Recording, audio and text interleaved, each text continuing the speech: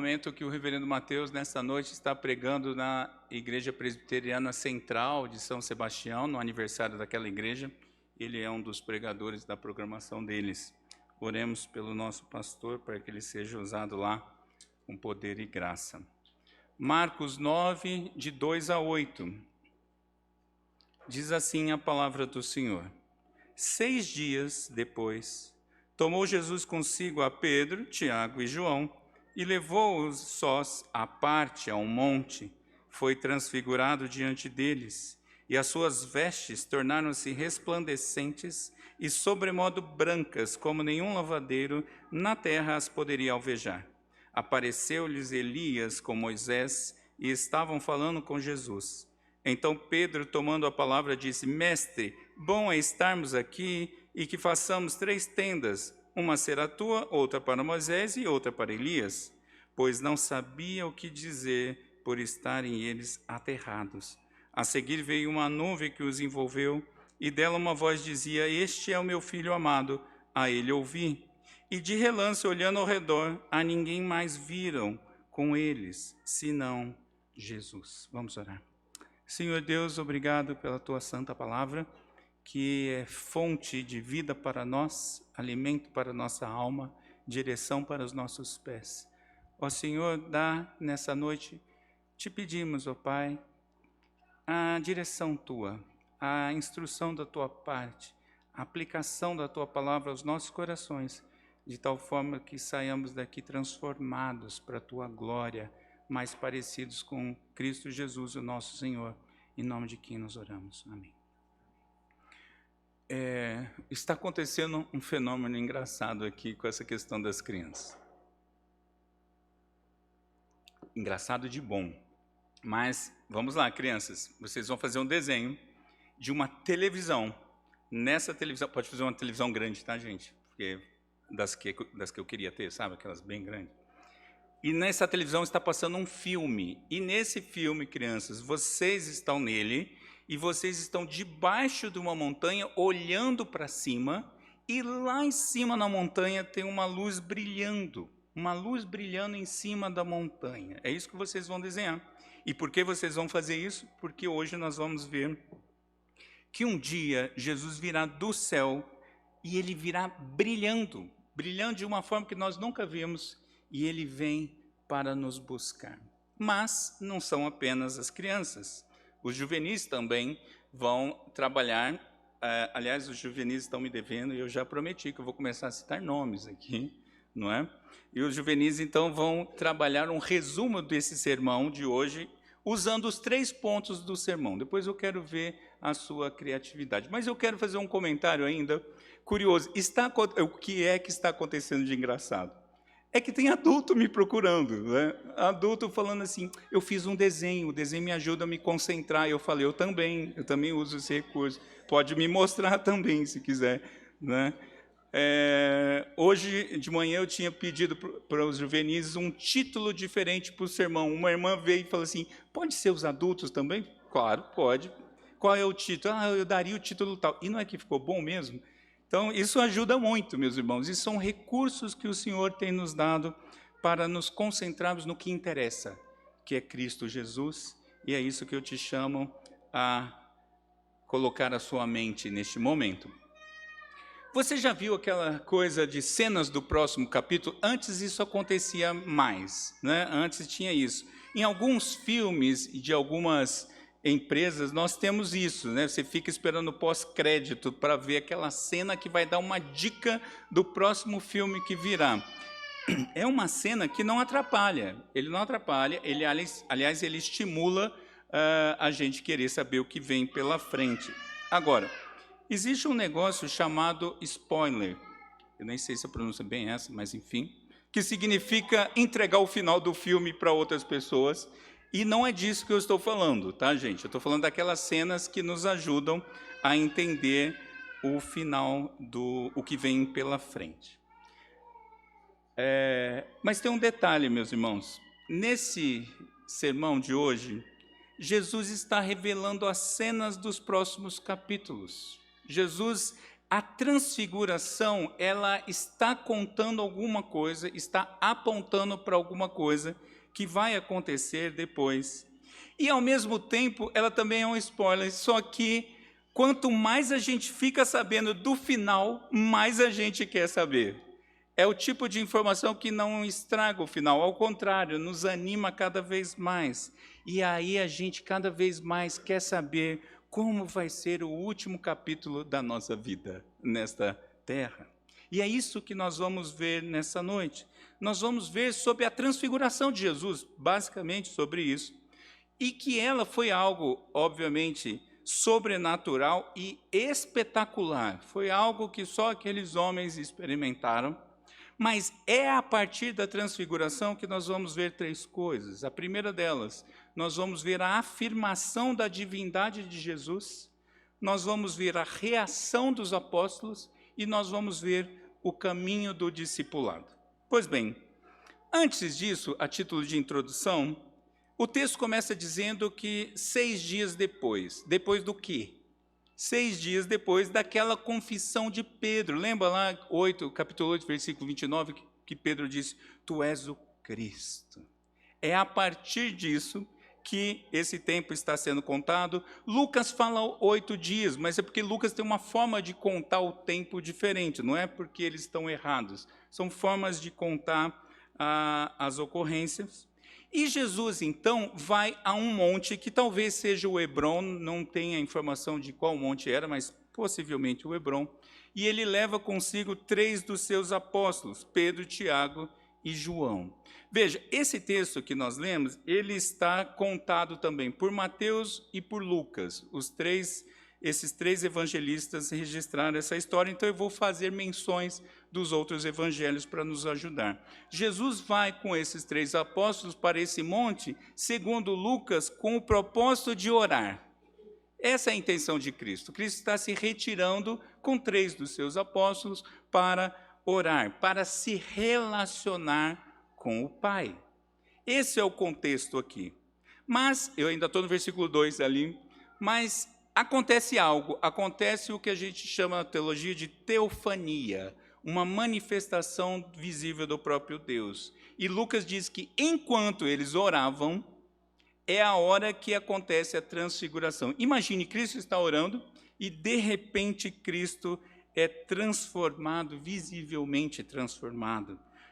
Acontece algo no corpo de Cristo, algo tão forte que as roupas de Cristo também são mudadas, a sua aparência é mudada. Agora, essa teofania aqui, meus irmãos, é diferente do Antigo Testamento por um detalhe, porque aqui é a presença de Deus em pessoa, é o próprio Cristo que está ali. Só que a natureza divina de Cristo parece que se mostrando. É um brilho radiante, um brilho celeste que está na frente daquelas pessoas. E o termo em grego aqui para essa mudança é metamorfo.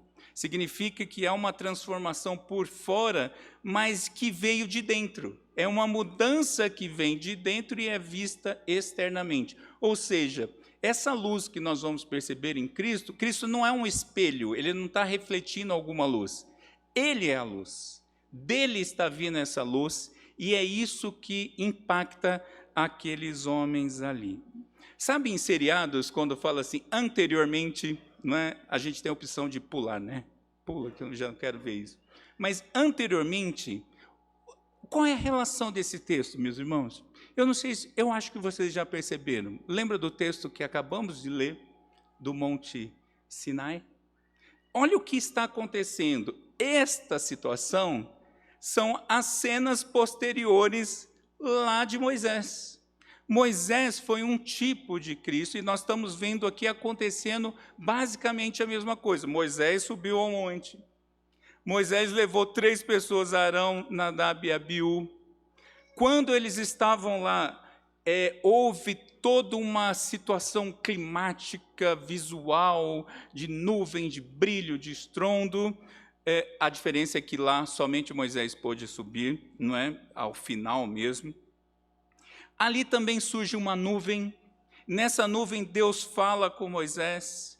a presença de Deus é percebida de forma audível, a manifestação da glória de Deus é maravilhosa, e Moisés retorna com a lei gravada nas tábuas e também recebe uma série de instruções do Senhor, a lei cerimonial tabernacular, dada pelo Senhor a Moisés. Então veja, é a mesma situação, só que agora é o próprio Deus que está indo ao monte, e é Ele que vai se mostrar para os seus apóstolos. Pois bem, esse é o contexto do que nós estamos vendo agora.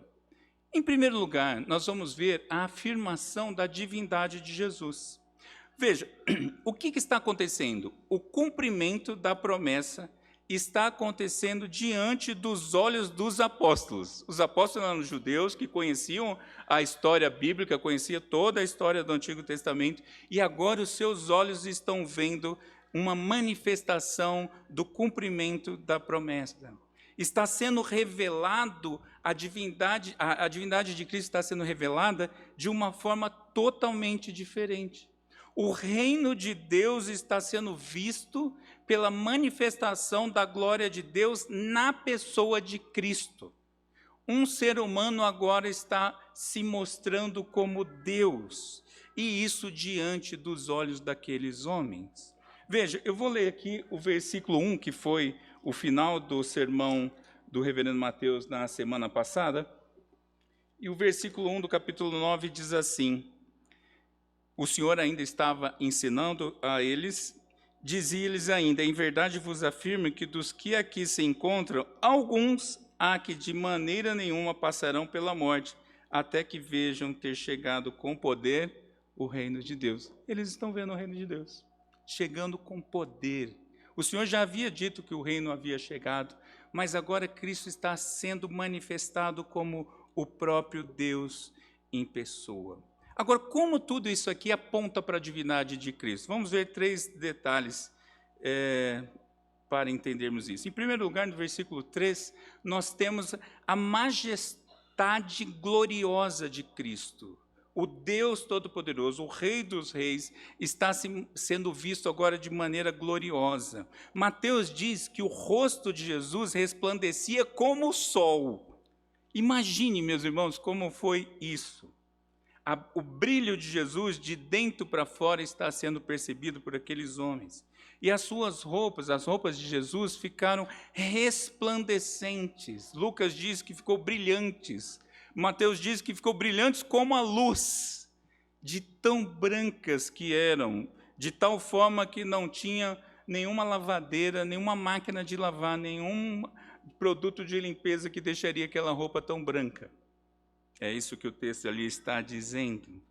E agora o Senhor está sendo vista desta forma.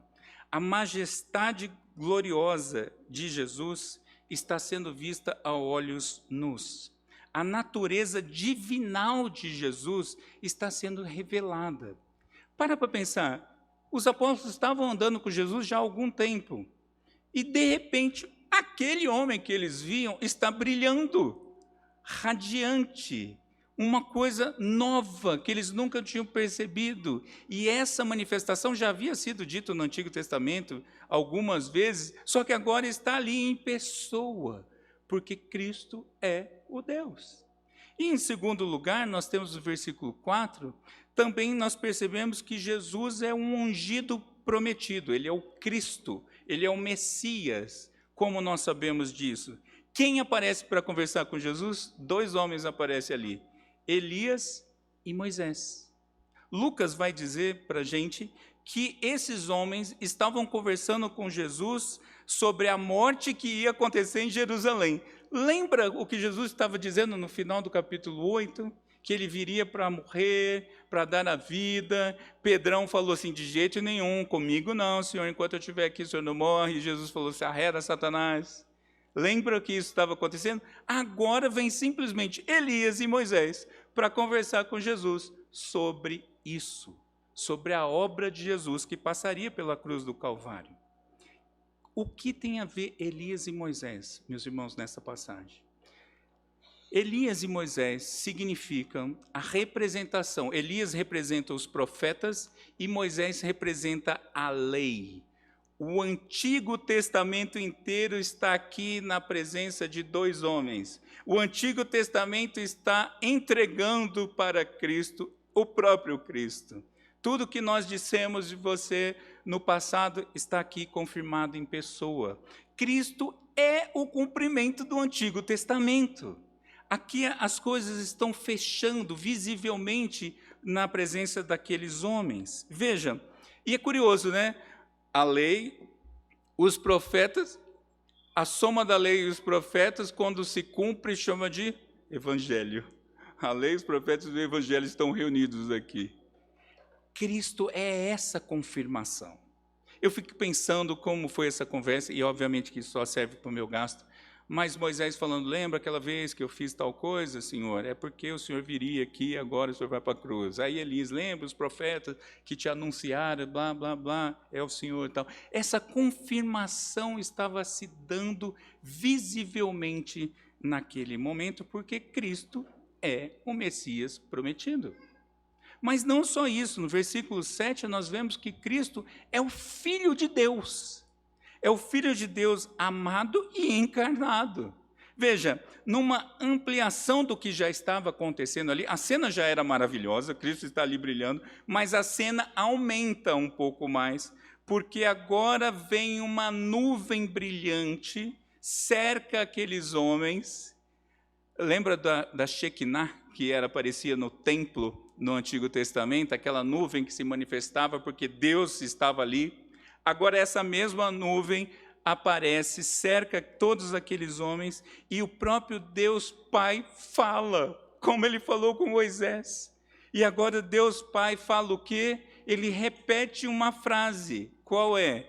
Este é o meu Filho amado. Lembra do batismo de Jesus? Antes de ir para a tentação, os 40 dias de tentação, que aliás Moisés ficou 40 dias. Este é o meu Filho amado. Lucas diz assim, este é o meu escolhido. Mateus complementa, este é o meu Filho amado, em quem eu me agrado.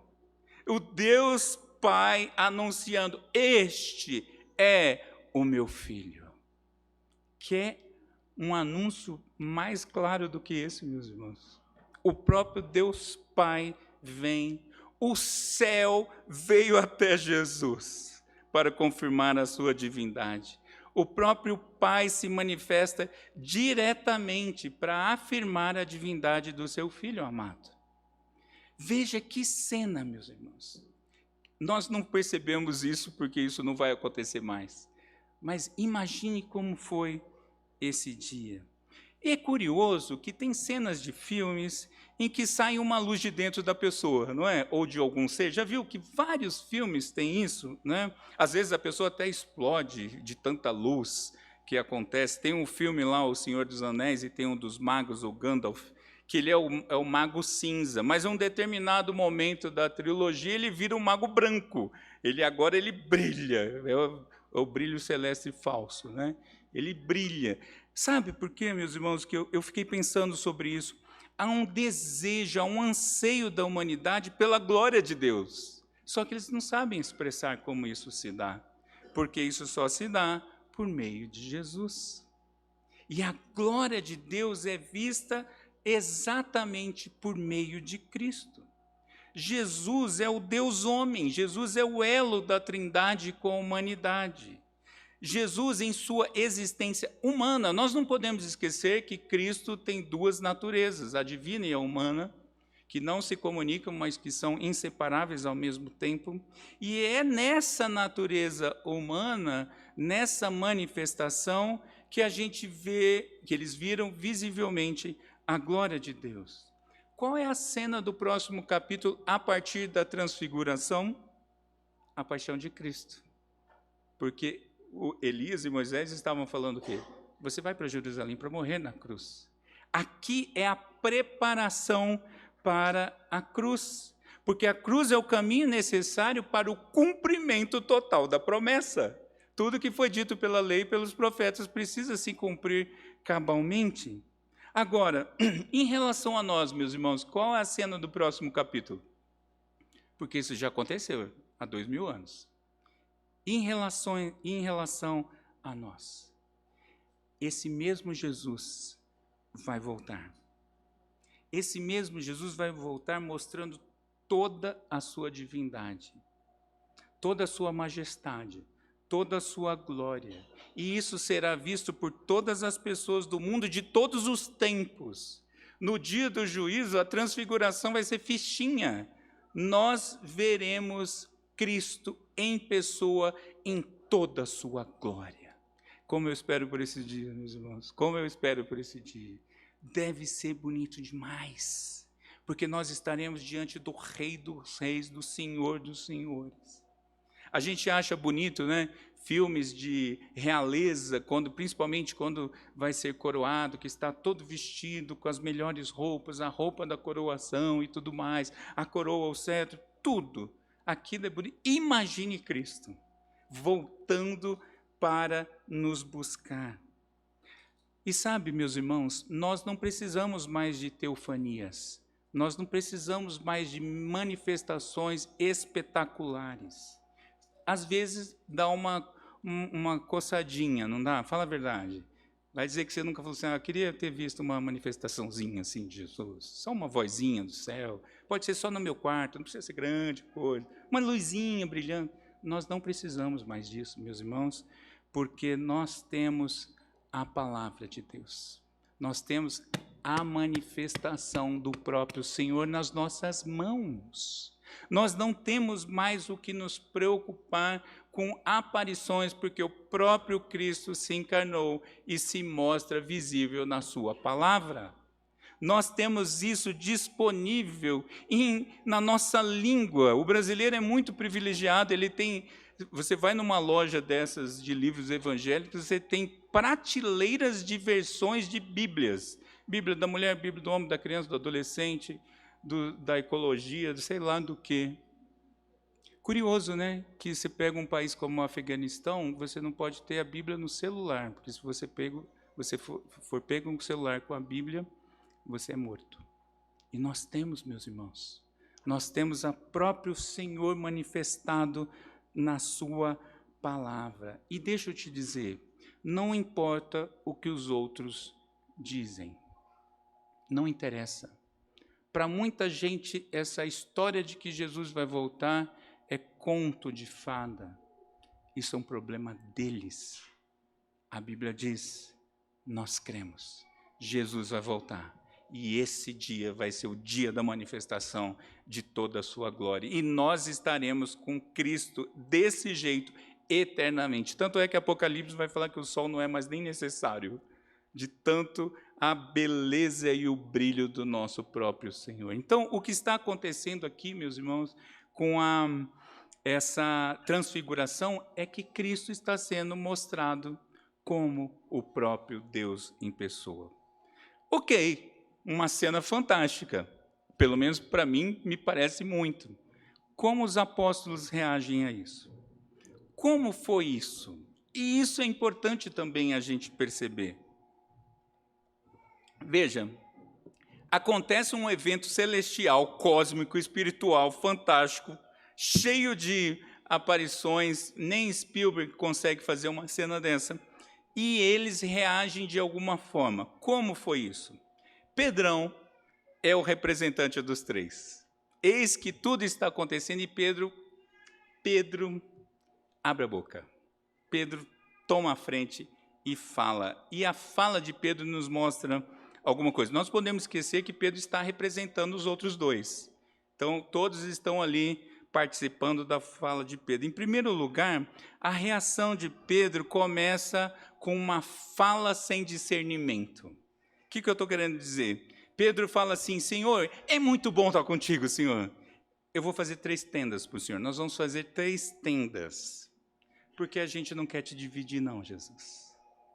A gente quer o Senhor só para a gente. Ele tinha acabado de ouvir a ré da Satanás, porque ele não podia atrapalhar a obra. Agora, Pedro fala, Senhor, vamos fazer 3 tendas. Eu não estou acusando Pedro, porque eu não sei como eu reagiria diante daquela cena fantástica. Realmente, eu não sei. A gente não sabe por que Pedro fala uma besteira dessa. Talvez porque ele queria Cristo em benefício próprio. Mas se fosse isso, e os outros 9 apóstolos não tinham direito de estar? E as outras pessoas? O Senhor não veio para que o reino de Deus avance? Pedro, de alguma forma, está querendo segurar Cristo. Ou talvez Pedro tenha falado bobagem por estar com sono. Lucas diz que eles estavam com sono. E tem gente que com sono fala besteira mesmo, né? É impressionante isso. Mas Pedro parece que, obviamente, não tinha lido a carta de Tiago. É óbvio. Porque Tiago fala que a gente tem que ser pronto para ouvir e tardio para falar. Pedro está com uma língua grande, falando besteira aqui. E quando não se sabe o que dizer, a melhor coisa que a gente tem para fazer é ficar calado. Mas Pedro não, Pedro atravessa. E mais, não foi só uma fala, tem uma proposta de Pedro aqui. Vamos fazer 3 tendas, vamos nivelar todo mundo. Tanto é que Pedro aqui chama Jesus de mestre, de rabi. Ele não era o Cristo prometido agora há pouco? Agora parece que chegou Elias, chegou Moisés, parece que Jesus deu uma niveladinha para baixo. O que está acontecendo aqui, Pedro quer fazer 3 tabernáculos, como se os outros também fossem divindade. Nós não temos a resposta exata, mas provavelmente, meus irmãos, Pedro não conseguia juntar essa majestade que ele acabou de ver com o sofrimento na cruz. Estava difícil de engolir essa história. Que história é essa de que Jesus tem que ir para a cruz? O Deus maravilhoso sendo visto em glória, conversando que vai para a cruz. Pedro não está conseguindo conectar isso. Mas a gente vê também que a reação deles não foi boa, porque ela passou pelo medo. Olha que coisa, o texto diz que eles ficaram, versículo 6, que eles ficaram aterrados, aterrorizados, morrendo de medo. Diante da manifestação divinal, eles morrem de medo. Mateus vai dizer que a nuvem luminosa chegou, e Lucas vai dizer que eles ficaram com medo ao serem envolvidos por essa nuvem. Pensa na cena, você está aqui parado, o tempo está limpo, noite limpa, claro, vendo as estrelas, ótimo dia para ver um cometa passando. De repente, uma nuvem brilhante te cerca. E é neste momento que eles temem. Mas não é um temor de adorador, é medo. Medo. O Senhor Deus Pai tinha falado e agora eles estão com medo. E aí há uma outra situação que decorre disso. Versículo 7. Depois de falar besteira, depois de ter medo, só pode vir uma coisa para corrigir isso: a admoestação da parte de Deus. Alguém tem que corrigir esse erro. E o próprio Deus Pai faz isso. Porque Deus fala 2 coisas. Esse é o meu filho amado e vocês escutem o que ele diz. O próprio Deus precisa falar, cumpram, obedeçam o que ele diz.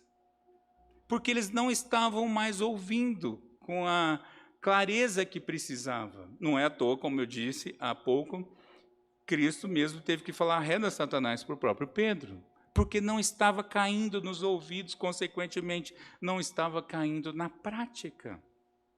A reação dos apóstolos é justamente o resultado de uma espiritualidade ainda rasa, que ainda não compreende a verdadeira mensagem da cruz, que desemboca numa relação pautada pelo medo. Quem não conhece o Senhor, não conhece a sua palavra, teme, tem medo de se relacionar com o Senhor. Um certo pai deu para uma certa filha, que agora eu estou assim, né? Um presente de Natal. Essa filha tinha uns 2 ou 3 anos na época, e esse pai deu uma Barbie princesa. Essa Barbie, ela tinha pilha, porque quando você ligava a roupa brilhava. Era uma Barbie assim realmente diferente. Esse pai que me contou essa história, né? Essa criança brincou com o que naquela noite de Natal? Com uma caixa de sabonete. Ganhou a Barbie princesa e brincou com uma caixa de sabonete. Sabe aquelas brincadeiras de Natal, de trocar presentinhos, fazer aquelas brincadeiras? Pois tinha uma embalagem de sabonete e foi com que essa criança brincou a noite toda.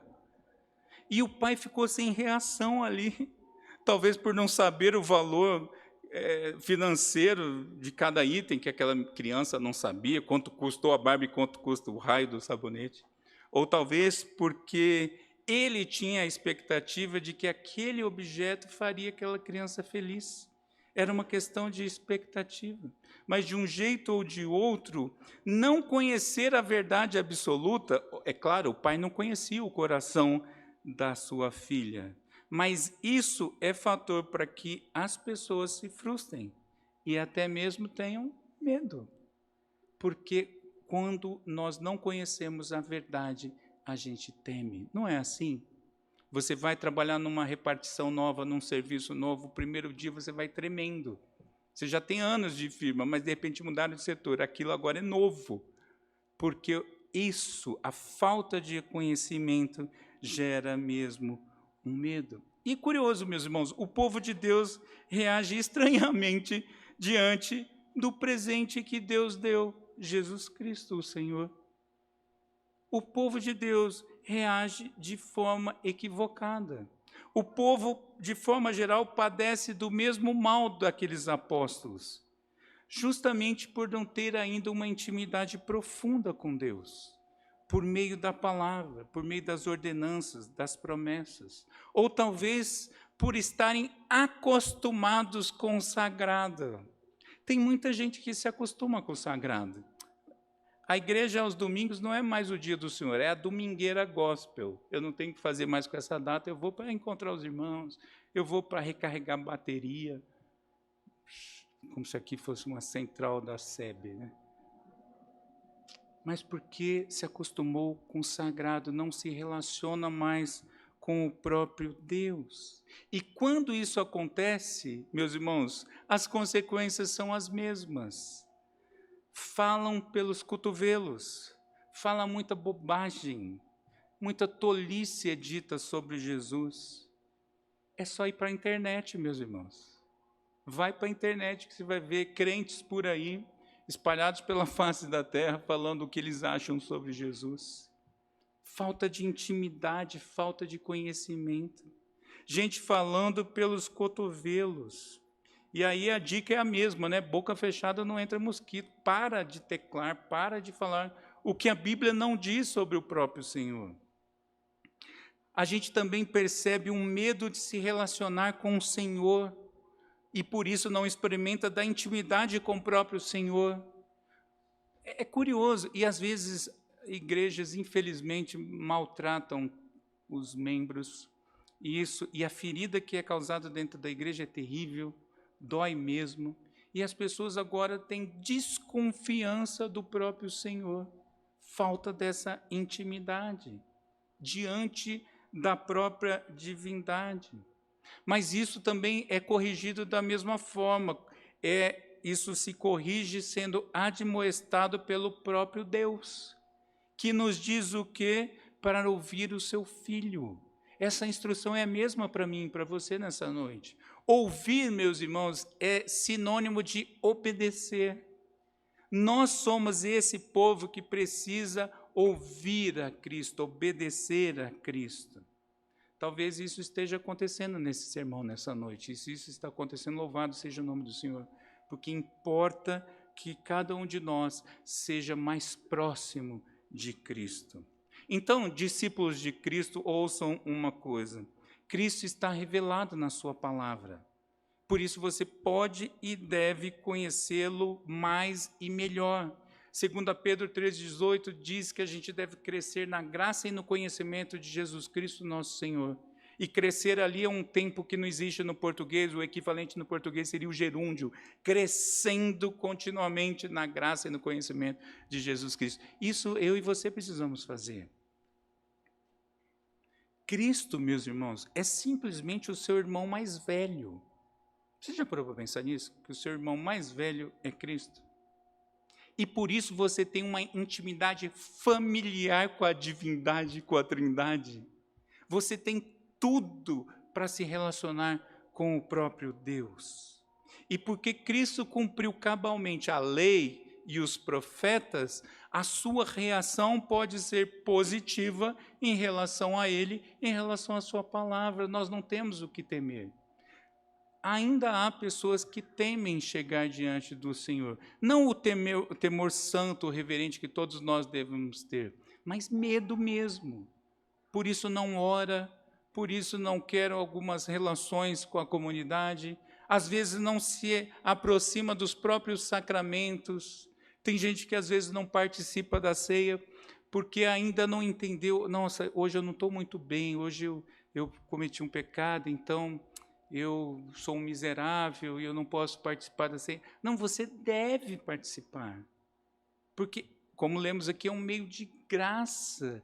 Mas isso acontece por causa de medo, medo que Deus fulmine a pessoa. Isso não acontece mais porque Cristo já foi fulminado na cruz no seu lugar e no meu lugar. Por isso, meus irmãos, nós temos que nos aproveitar, a nossa reação tem que ser diferente da reação dos apóstolos. E, em último lugar, a transfiguração também aponta para o caminho do discipulado. Veja, qual é o contexto final? Versículo 8. Eles estão prostrados, estão lá com o rosto em terra, com medo, diz o texto, porque eles ouviram a voz do Deus Pai, então agora eles estão de joelhos, mas de repente eles percebem que somente Cristo está ali. Não tem mais nuvem, não tem mais profeta, não tem mais lei, não tem mais Deus falando, não tem mais nada. Somente Cristo. Isso não é curioso, meus irmãos? Essa cena não é curiosa? Porque, de repente, estava toda essa movimentação celestial acontecendo. De repente, eu fico pensando, quem foi o primeiro que abriu o olho? Né? Se eu estivesse ali, fatalmente eu seria eu, que estava aquela olhadinha assim. E, de repente, você olha, só tem Jesus. O que significa isso para nós, meus irmãos? Apenas Cristo. Veja, imaginem se eles abrem os olhos e eles vissem apenas Moisés, ou apenas Elias, ou apenas Moisés e Elias.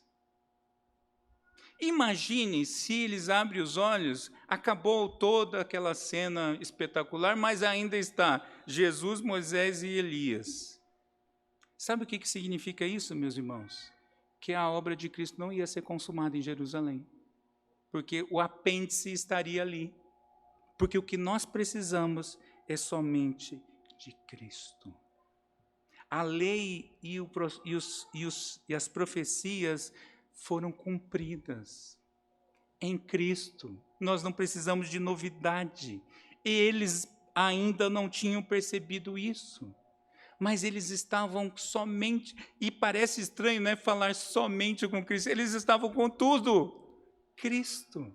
Não precisa de mais nada. Só que o que estava por trás disso que o texto não está falando explicitamente? O caminho da cruz.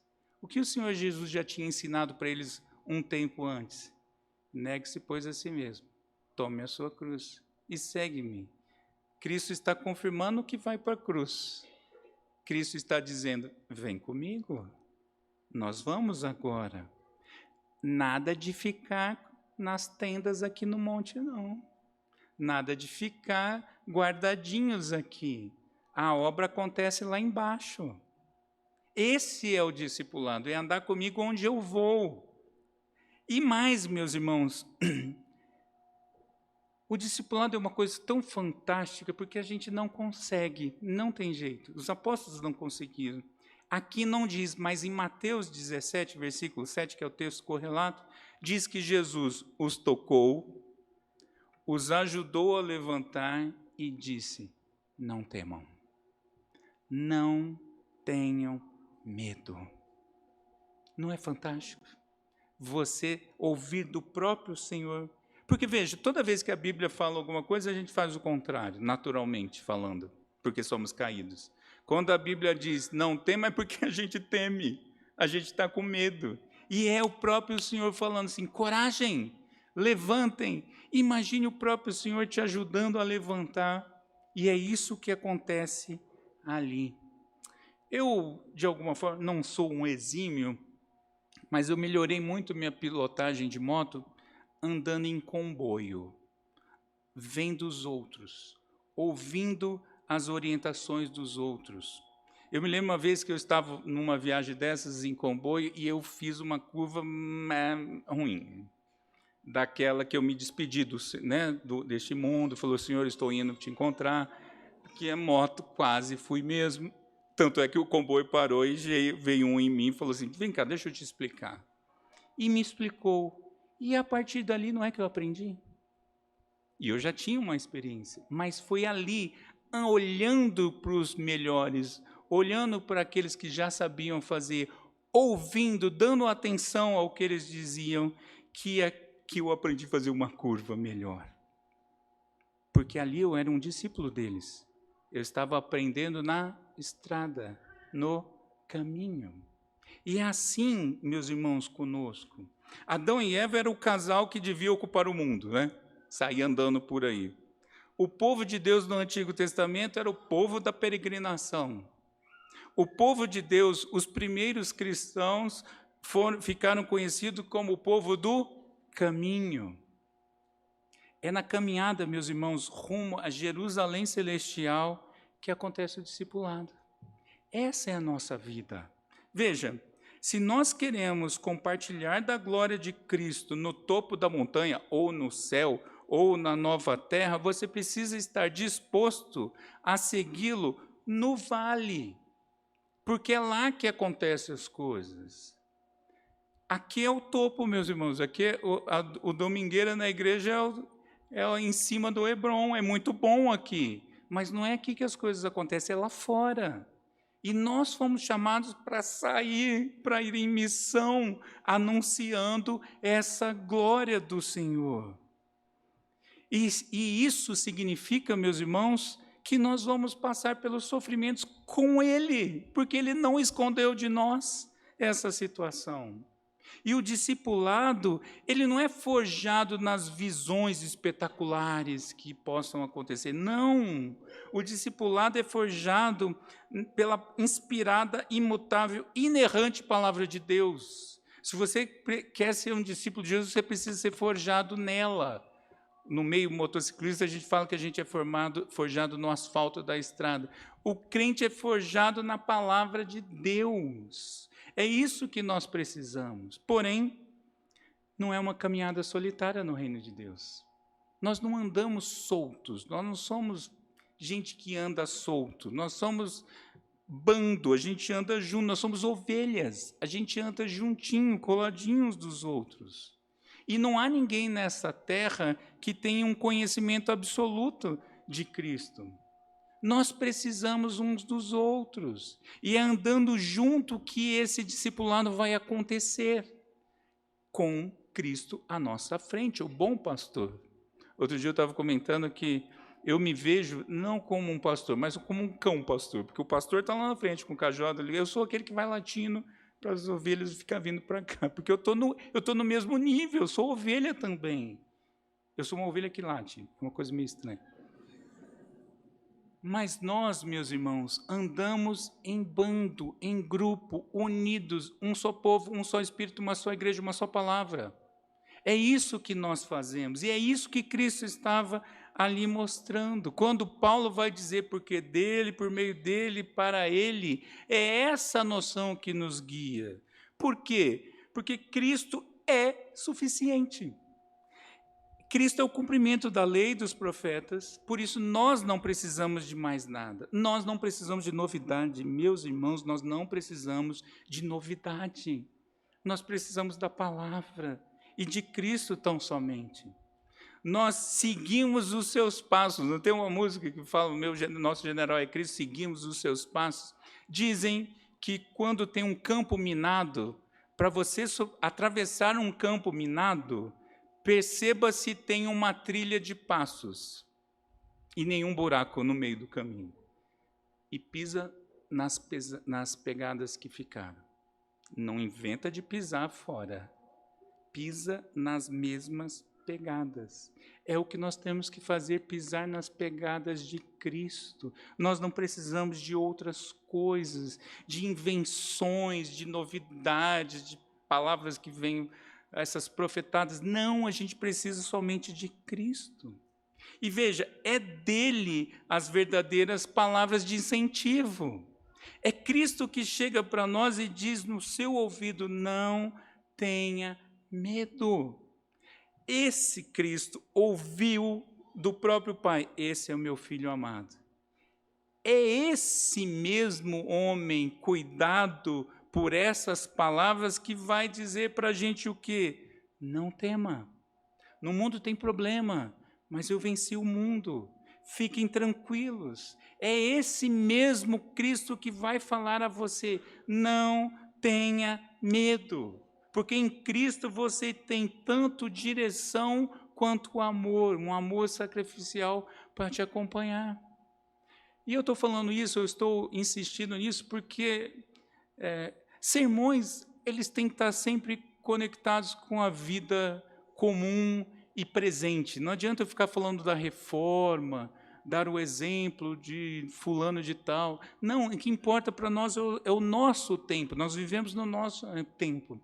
E essa semana é um tal de gente, de crente com medo. Deixa eu te perguntar, medo do quê? Você segue o Senhor, você anda de mão dadas com Ele, porque é Ele que te deu a mão, não é porque você é bom, não. E Ele não larga a sua mão. Nós não temos o que temer, essa glória toda está conosco, ainda que os nossos olhos não vejam. Um dia vai ver, mas agora Ele está conosco, é o mesmo Cristo. É o mesmo Cristo ali daquele monte, é o mesmo Cristo lá do que Moisés também percebeu. Quais são as cenas dos próximos capítulos, meus irmãos?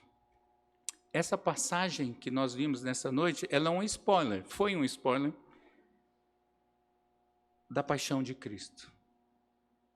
Porque logo depois, Cristo vai morrer na cruz, vai ressuscitar. Só que isso já aconteceu. Quais são as próximas cenas em relação a nós? Porque é isso que nos interessa hoje. Veja, em relação a nós, o reino já chegou faz tempo, o reino está avançando. Porém, meus irmãos, para nós, essa continua sendo um spoiler, mas um spoiler da segunda vinda de Cristo. Nós temos que isso gravar no nosso coração. Isso tem que entrar de uma forma, porque o todo majestoso, todo poderoso Filho de Deus voltará e será visto na sua máxima glória. Isso tem que pautar a sua vida. E quando isso é assim, nós andamos tranquilos, porque quem é maior que o meu Senhor? Que problema é maior que o meu Senhor? E ainda vai acabar, vai ficar melhor do que isso aqui. Como que o nosso coração ainda está preso a essas coisas aqui, se o que melhor, o Senhor está preparando um lugar, a nova terra melhorada, santificada, perfeita. É isso que deve animar. Essas são as cenas do próximo capítulo. Eu devo olhar para a transfiguração e lembrar, o Deus Todo-Poderoso veio e Ele voltará.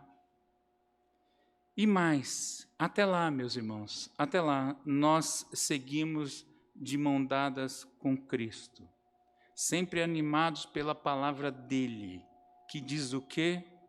Não tenha medo, eu venci o mundo. É esse o Senhor que você serve, é esse o Senhor que te resgatou, é esse o Senhor que deu a vida por você e por mim. E é por causa dEle que a gente sai confiante daqui nessa noite, servindo ao Senhor. E aí com a língua solta, mas não para falar besteira, com a língua coçando para dizer Jesus Cristo é o Senhor. E Ele pode mudar o seu viver. Ele mudou o meu. Oremos. Querido Deus, obrigado pela obra de Cristo. Tão somente Cristo. Obrigado, Senhor, por esse projeto Teu que alcança esses miseráveis que somos nós. Obrigado, Senhor. E dá, ó Deus, essa certeza da presença constante conosco. Essa coragem, essa verdade de que não precisamos temer nada e ninguém, porque o Senhor é conosco. E assim, ó Pai, seguiremos contigo alegres e anunciando essa verdade às ovelhas perdidas da casa de Israel. Faz isso em nosso meio, Pai. Nós te pedimos isso, confiados nos méritos de Jesus Cristo, nosso Senhor, em nome de quem nós oramos. Amém.